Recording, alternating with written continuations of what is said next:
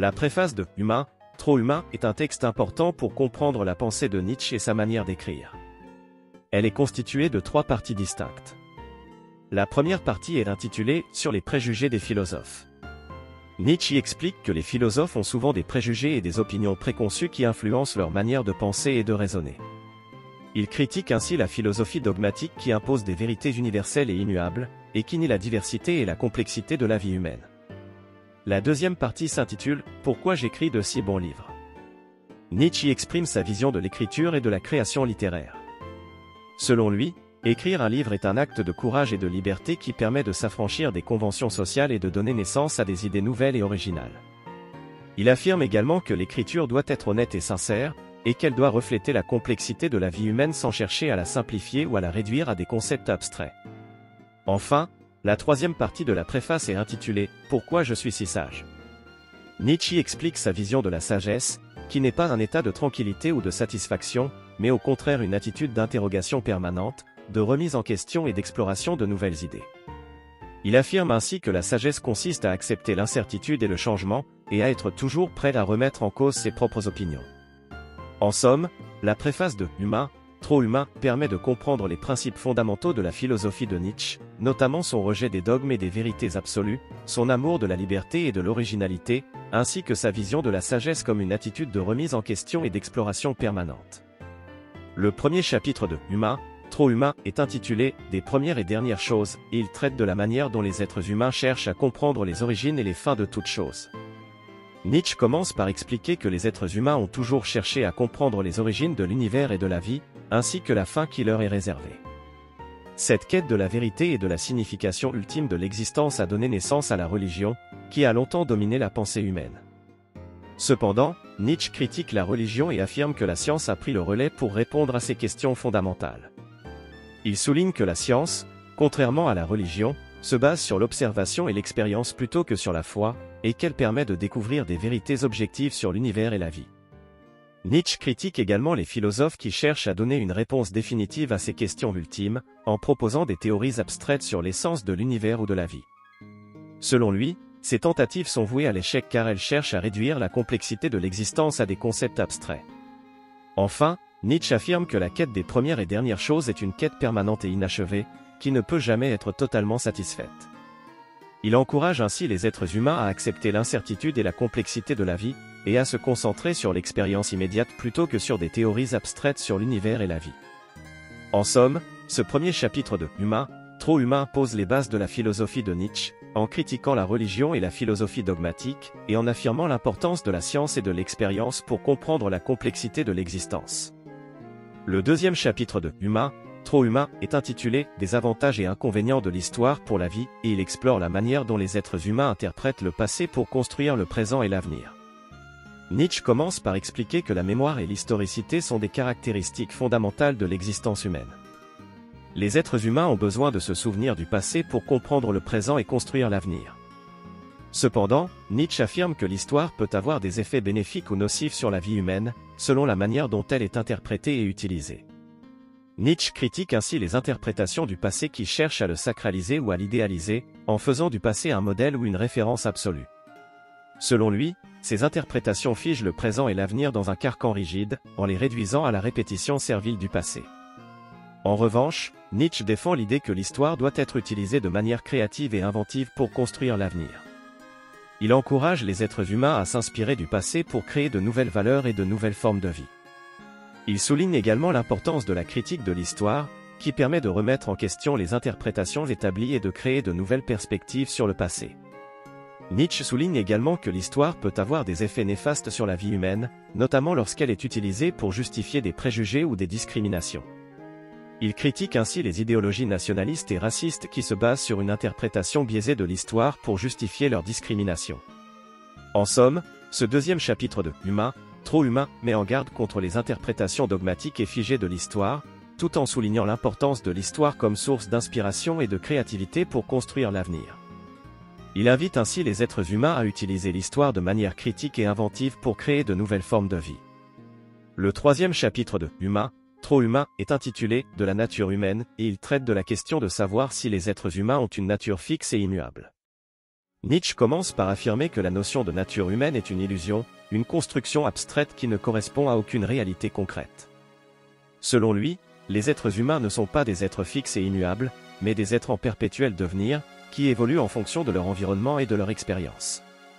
Nietzsche critique ainsi les philosophes qui cherchent à définir l'essence de l'être humain à partir de concepts abstraits tels que la raison, la volonté ou la moralité.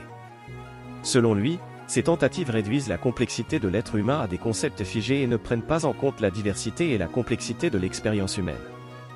Nietzsche affirme également que les êtres humains sont des êtres contingents, c'est-à-dire des êtres qui existent par hasard et qui sont soumis à des conditions extérieures qui les façonnent.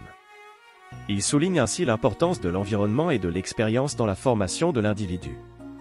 Enfin, Nietzsche met en garde contre les tentatives de définir une nature humaine universelle, qui s'appliquerait à tous les êtres humains, quelle que soit leur culture, leur histoire ou leur expérience. Selon lui, chaque individu est unique et doit être compris dans sa singularité. En somme, ce troisième chapitre de « Humain, trop humain » critique la notion de nature humaine fixe et immuable, en affirmant l'importance de la contingence et de la diversité de l'expérience humaine. Il encourage ainsi les êtres humains à se concentrer sur leur expérience concrète et à éviter les théories abstraites sur la nature humaine. Le quatrième chapitre de « Humain, trop humain » est intitulé « De la différence des tempéraments » et il traite de la diversité des tempéraments humains. Nietzsche affirme que chaque individu a un tempérament unique, qui est une combinaison complexe de facteurs biologiques, psychologiques et sociaux. Il souligne que cette diversité des tempéraments est une richesse pour l'humanité, car elle permet la création de nouvelles formes de vie et de culture. Nietzsche explore ainsi les différentes formes de tempérament, telles que le tempérament artistique, le tempérament religieux, le tempérament scientifique, le tempérament politique, etc. Il souligne que chacun de ces tempéraments a ses propres forces et ses propres faiblesses, et qu'ils sont tous nécessaires pour la diversité et l'évolution de l'humanité. Nietzsche critique également les tentatives de hiérarchiser les tempéraments, en affirmant qu'il n'y a pas de tempérament supérieur ou inférieur, mais seulement des tempéraments différents. Il met en garde contre les tentatives de créer une norme universelle de tempérament, qui nierait la diversité et la richesse de l'expérience humaine. Enfin, Nietzsche souligne que chaque individu doit apprendre à connaître son propre tempérament et à le cultiver, afin de trouver sa place dans la société et de s'épanouir pleinement. En somme, ce quatrième chapitre de « Humain, trop humain » célèbre la diversité des tempéraments humains et met en garde contre les tentatives de hiérarchisation ou de normalisation de ces tempéraments. Il encourage ainsi chaque individu à découvrir son propre tempérament et à le cultiver pour s'épanouir pleinement dans la société. Le cinquième chapitre de « Humain, trop humain » est intitulé « Des âmes des artistes et des écrivains » et il traite de la question de savoir ce qui distingue les artistes et les écrivains des autres êtres humains. Nietzsche affirme que les artistes et les écrivains sont des êtres particuliers, qui ont une sensibilité et une créativité accrues. Il souligne que leur capacité à créer des œuvres d'art et des écrits originaux repose sur leur capacité à exprimer leur propre expérience de manière intense et profonde. Nietzsche explore ainsi la psychologie des artistes et des écrivains, en mettant en évidence les différentes formes de sensibilité et d'imagination qui caractérisent ces êtres. Il souligne que les artistes et les écrivains ont souvent une perception du monde différente de celle des autres êtres humains, ce qui leur permet de voir les choses sous un angle nouveau et original. Nietzsche critique également les idées romantiques sur l'inspiration et la créativité, en affirmant que la création artistique repose avant tout sur un travail acharné et sur une discipline de l'esprit. Il met en garde contre l'idée que la créativité est le résultat d'une inspiration mystique, en soulignant que la plupart des grandes œuvres d'art sont le fruit d'un travail assidu et réfléchi. Enfin, Nietzsche souligne l'importance de l'art et de la littérature dans la société, en affirmant que ces formes d'expression permettent de transcender les limites de l'existence humaine et de donner un sens à la vie. En somme, ce cinquième chapitre de « Humain, trop humain » explore la psychologie des artistes et des écrivains, en mettant en évidence leur sensibilité et leur créativité accrue. Il critique également les idées romantiques sur l'inspiration et la créativité, en soulignant l'importance du travail acharné et de la discipline de l'esprit. Il souligne enfin l'importance de l'art et de la littérature dans la société, en tant que moyen de transcender les limites de l'existence humaine. Le sixième chapitre de « Humain, trop humain » est intitulé « De la vieillesse et de la sagesse » et il traite de la question de savoir ce qui distingue les personnes âgées des personnes plus jeunes. Nietzsche affirme que la vieillesse est une période de la vie qui est souvent associée à la sagesse, en raison de l'accumulation de l'expérience et de la réflexion sur la vie. Il souligne cependant que la sagesse n'est pas une qualité inhérente à la vieillesse, mais qu'elle dépend plutôt de la façon dont les individus ont vécu leur vie et ont réfléchi sur leur expérience. Nietzsche explore ainsi les différentes formes de sagesse qui peuvent être associées à la vieillesse, telles que la sagesse pratique, la sagesse spirituelle, la sagesse esthétique, etc. Il souligne que ces formes de sagesse ne sont pas nécessairement liées à l'âge, mais qu'elles peuvent être développées à tout moment de la vie. Nietzsche critique également les idées romantiques sur la vieillesse, en affirmant que la vieillesse n'est pas nécessairement une période de sérénité et de contemplation. Il met en garde contre l'idée que la vieillesse est une fin en soi, en soulignant que la vie doit être vécue de manière active et engagée jusqu'à la fin. Enfin, Nietzsche souligne que la sagesse ne peut être atteinte que par une réflexion active sur la vie et sur soi-même. Il encourage ainsi chaque individu à réfléchir sur sa propre expérience et à cultiver la sagesse, quel que soit son âge. En somme, ce 6e chapitre de « Humain, trop humain » explore la question de la vieillesse et de la sagesse, en mettant en évidence les différentes formes de sagesse qui peuvent être associées à la vieillesse. Il critique également les idées romantiques sur la vieillesse, en soulignant que la vie doit être vécue de manière active et engagée jusqu'à la fin. Il encourage enfin chaque individu à réfléchir sur sa propre expérience et à cultiver la sagesse, quel que soit son âge. Le chapitre 7 de « Humain, trop humain » est intitulé « Du caractère philosophique » et aborde la question de ce qui constitue le caractère philosophique. Nietzsche affirme que le caractère philosophique est fondé sur une curiosité intellectuelle insatiable, une volonté de remettre en question les idées reçues et une recherche constante de la vérité. Selon Nietzsche, le caractère philosophique est rare et précieux, car il implique une certaine forme de courage intellectuel et de résistance à l'opinion dominante. Il souligne également que le caractère philosophique est souvent associé à la solitude, car les philosophes ont tendance à remettre en question les idées et les valeurs qui sont chères à la société dans laquelle ils vivent.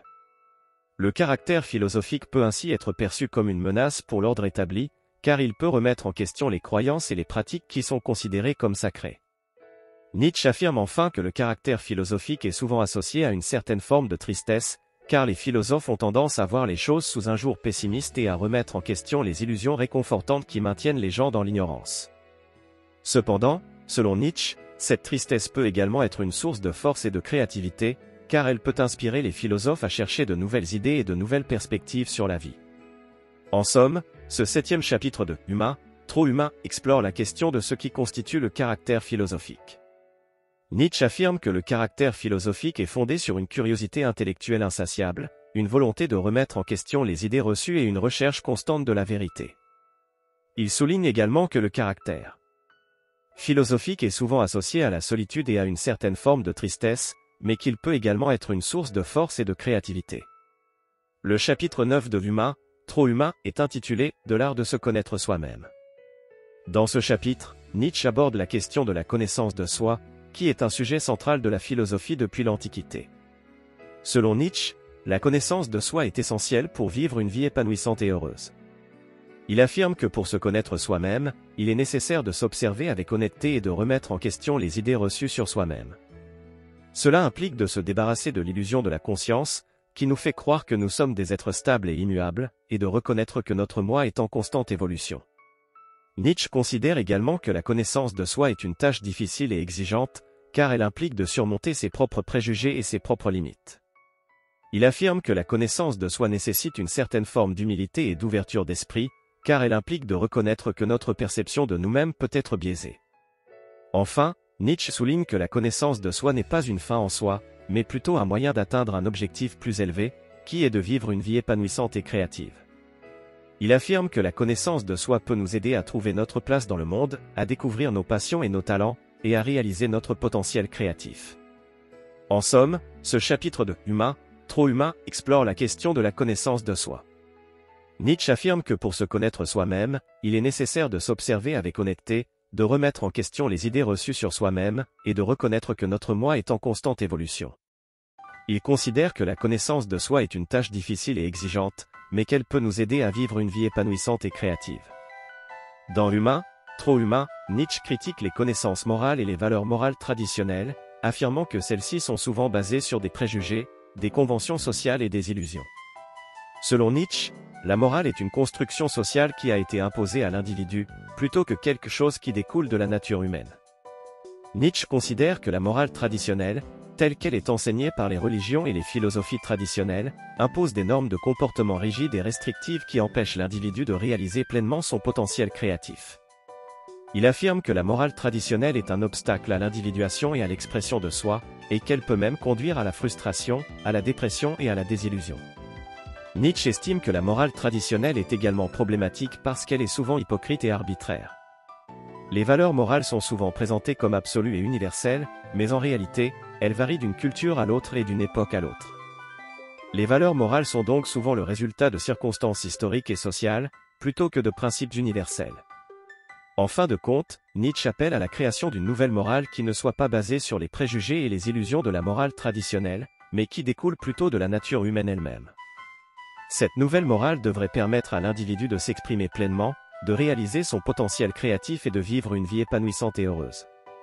Selon Nietzsche, cette nouvelle morale ne peut être atteinte que par une critique approfondie de la morale traditionnelle et par une remise en question de ses valeurs fondamentales. Dans Humain, trop humain, Nietzsche critique l'éducation et l'instruction traditionnelles, affirmant qu'elles sont souvent basées sur des idéaux moralisateurs et des préjugés qui empêchent l'individu de se développer pleinement et de réaliser son potentiel créatif. Selon Nietzsche, l'éducation traditionnelle vise souvent à imposer des normes et des valeurs sociales aux individus, plutôt que de les aider à découvrir et à développer leur propre identité. L'éducation traditionnelle se concentre souvent sur la transmission de connaissances factuelles, plutôt que sur l'encouragement de l'expression personnelle et de la créativité. Nietzsche préconise plutôt une éducation qui encourage l'individualité et la créativité. Il croit que l'éducation devrait aider les individus à découvrir leur propre voie dans la vie, plutôt que de leur imposer une voie préconçue.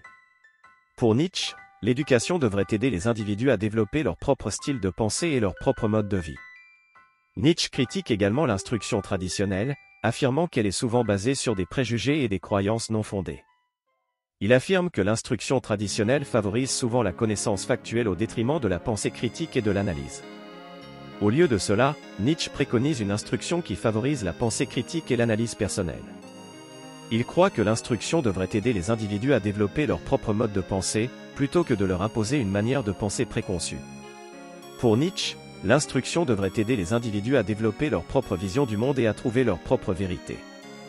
En somme, Nietzsche appelle à une éducation et une instruction qui encouragent l'individualité, la créativité et la pensée critique. Il estime que l'objectif de l'éducation et de l'instruction doit être de permettre aux individus de découvrir leur propre voie dans la vie et de réaliser pleinement leur potentiel créatif. Nietzsche a vécu au XIXe siècle, une époque où l'éducation traditionnelle était en train de subir de profonds changements. Les réformateurs de l'éducation cherchaient à remplacer les méthodes d'enseignement traditionnelles, basées sur la mémorisation et la répétition, par des méthodes plus progressives, centrées sur l'expérience et l'observation. Nietzsche a participé à cette réflexion sur l'avenir de l'éducation, en proposant une vision novatrice et radicale de l'éducation. Pour Nietzsche, l'éducation doit être un processus continu, qui se poursuit tout au long de la vie d'un individu. Il estime que l'éducation ne devrait pas se limiter à la transmission de connaissances factuelles, mais devrait également aider les individus à développer leur créativité et leur sensibilité esthétique. Nietzsche affirme que l'éducation doit être adaptée à chaque individu, en fonction de ses talents et de ses intérêts personnels. Il critique les méthodes d'enseignement traditionnelles, qui imposent une voie unique à tous les élèves, sans prendre en compte leurs différences individuelles. Selon Nietzsche, l'éducation devrait aider chaque individu à trouver sa propre voie dans la vie, en fonction de ses talents et de ses aspirations. En outre, Nietzsche estime que l'éducation devrait aider les individus à développer leur pensée critique, leur curiosité et leur indépendance d'esprit. Il affirme que l'éducation doit encourager les individus à remettre en question les idées reçues et à chercher leur propre vérité, plutôt que de se conformer aux normes sociales et aux croyances préconçues. En fin de compte, Nietzsche appelle à une révolution éducative qui repense fondamentalement la manière dont nous enseignons et apprenons. Pour lui, l'avenir de l'éducation est celui d'un processus continu et personnalisé, qui encourage la créativité, la pensée critique et l'indépendance d'esprit. Dans Humain, trop humain, Nietzsche consacre un chapitre à la question de la femme et de sa place dans la société. Bien que sa vision de la femme puisse être considérée comme problématique et dépassée, il est important de comprendre le contexte historique et social dans lequel Nietzsche a vécu et écrit. Nietzsche considérait que la femme était une créature mystérieuse et fascinante, mais qu'elle était en même temps en proie à des limites physiologiques et mentales. Il croyait que les femmes étaient moins aptes à la pensée abstraite et à la créativité que les hommes, et que leur principal rôle dans la vie était de donner naissance et de s'occuper des enfants. Nietzsche a également critiqué la façon dont les femmes étaient traitées dans la société de son temps. Il considérait que les femmes étaient souvent réduites à un rôle de décoration ou de divertissement pour les hommes, et qu'elles étaient soumises à des contraintes sociales étouffantes qui les empêchaient de s'épanouir pleinement. Cependant, il convient de souligner que Nietzsche a également reconnu la force et la créativité des femmes dans certains domaines, en particulier dans les arts. Il a salué l'œuvre de femmes comme George Sand, Lou Andreas Salomé et Christina Rossetti, et a défendu l'idée que les femmes devraient être libres de poursuivre leurs passions et leurs ambitions créatives. Dans l'ensemble, bien que la vision de Nietzsche de la femme puisse être considérée comme problématique et dépassée, il a soulevé des questions importantes sur la manière dont les femmes étaient traitées et limitées dans la société de son temps. Il a également reconnu la force et la créativité des femmes dans certains domaines, et a appelé à une plus grande liberté et autonomie pour les femmes. Dans Humain, trop humain, Nietzsche aborde la question du mariage et de la morale conjugale. Il considère que le mariage est une institution sociale qui peut avoir des avantages et des inconvénients pour les individus qui y participent. D'une part, Nietzsche pense que le mariage peut être une source de stabilité et de soutien mutuel pour les partenaires impliqués. Il croit que le mariage peut offrir une structure solide pour l'éducation des enfants, la gestion des biens et la vie quotidienne. Cependant, il met en garde contre la tentation de voir le mariage comme la réponse à tous les problèmes de la vie, soulignant que les partenaires doivent garder leur individualité et leur liberté. D'autre part, Nietzsche souligne que le mariage peut également entraîner des contraintes et des limites pour les individus impliqués. Il critique en particulier les attentes sociales qui pèsent sur les femmes dans le mariage, qui peuvent être contraintes de jouer un rôle traditionnel et soumises à un certain nombre de restrictions. Nietzsche pense que le mariage peut souvent entraver l'expression de la créativité et de l'individualité des individus, et que les partenaires doivent être conscients de ces limites.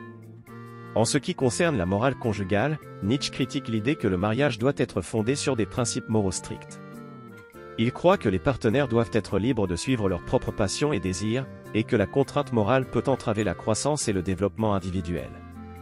Nietzsche souligne l'importance de la communication et de l'honnêteté dans le mariage, et pense que les partenaires doivent être conscients des limites et des contraintes de l'institution, tout en cherchant à exprimer leur individualité et leur créativité de manière positive. En somme, Nietzsche aborde la question du mariage et de la morale conjugale en soulignant les avantages et les inconvénients de l'institution, tout en appelant à une plus grande liberté et autonomie pour les individus impliqués. Il met en garde contre les attentes sociales qui pèsent sur les femmes dans le mariage, et critique l'idée que le mariage doit être fondé sur des principes moraux stricts. Au lieu de cela, Nietzsche croit que les partenaires doivent être libres de suivre leurs propres passions et désirs, tout en cherchant à communiquer honnêtement et à développer leur individualité de manière positive. Dans Humain, trop humain, Nietzsche aborde la question de la vie religieuse et remet en question la validité et l'utilité de la religion pour les individus. Tout d'abord, Nietzsche critique la conception traditionnelle de Dieu et la croyance en une divinité omnipotente et bienveillante. Il pense que cette conception de Dieu est naïve et infantile, et qu'elle ne correspond pas à la réalité du monde tel qu'il est. Il souligne également que la croyance en un Dieu tout-puissant peut conduire à un sentiment de résignation et de passivité chez les individus, car ils peuvent avoir tendance à se reposer sur leur foi plutôt que de prendre des mesures concrètes pour améliorer leur vie. En outre, Nietzsche critique la tendance de la religion à créer des distinctions entre les croyants et les non-croyants, en encourageant une vision du monde dualiste où les croyants sont considérés comme étant du bon côté et les non-croyants du mauvais côté. Il considère que cela peut conduire à un sentiment de supériorité morale chez les croyants, ainsi qu'à une division sociale et culturelle entre les différents groupes. Enfin, Nietzsche met en doute l'utilité de la religion en matière de morale, affirmant que la moralité ne doit pas être dictée par la croyance religieuse, mais doit plutôt être basée sur des valeurs humaines et rationnelles. Il pense que la religion peut être utilisée pour justifier des comportements moralement répréhensibles et que cela peut être dangereux pour les individus et pour la société dans son ensemble. En somme, Nietzsche critique la croyance en un Dieu tout-puissant et la tendance de la religion à créer des distinctions entre les croyants et les non-croyants. Il met également en doute l'utilité de la religion en matière de morale et considère que la moralité doit être basée sur des valeurs humaines et rationnelles plutôt que sur la croyance religieuse. La préface de Humain, trop humain est une introduction importante au livre, car elle donne une idée générale de l'objectif et de la perspective de Nietzsche en tant qu'écrivain et penseur. Dans cette préface, Nietzsche évoque le besoin d'une nouvelle façon de penser et de vivre, qui s'oppose à la tradition et à la moralité dominante de son époque. Il commence par affirmer que l'humanité a besoin de se libérer des croyances traditionnelles et des dogmes qui ont été transmis de génération en génération. Il soutient que la tradition a tendance à étouffer la créativité et l'individualité, et que la seule façon de progresser en tant qu'espèce est de se libérer des anciennes croyances et de trouver de nouvelles façons de penser et d'agir. Nietzsche s'oppose également à la moralité dominante de son époque, qui repose sur une vision dualiste de la vie et qui encourage les individus à se conformer à des normes strictes et rigides. Il affirme que cette moralité est oppressive et qu'elle empêche les individus d'exprimer leur véritable nature. Au lieu de cela, il prône une approche de la vie qui repose sur la liberté et la créativité individuelle, plutôt que sur la conformité aux normes sociales. Enfin, Nietzsche évoque l'idée de la « mort de Dieu », qui est devenue un thème central de sa philosophie. Il soutient que la religion a perdu son pouvoir sur les individus et que la société doit trouver de nouvelles façons de donner un sens à la vie et à la mort. Pour Nietzsche, cela implique de se tourner vers la raison et la science, plutôt que de se reposer sur la croyance en une divinité omnipotente.